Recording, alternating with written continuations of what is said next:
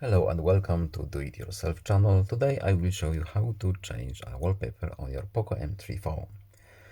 To do this we are going to the settings, scroll until we can see wallpaper option.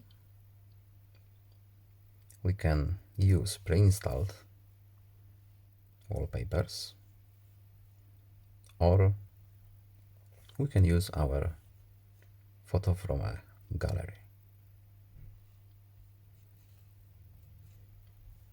We have preview here.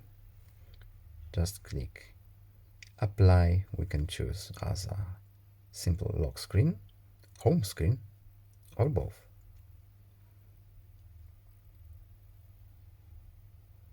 And it's ready. It's done. Wallpaper is set up.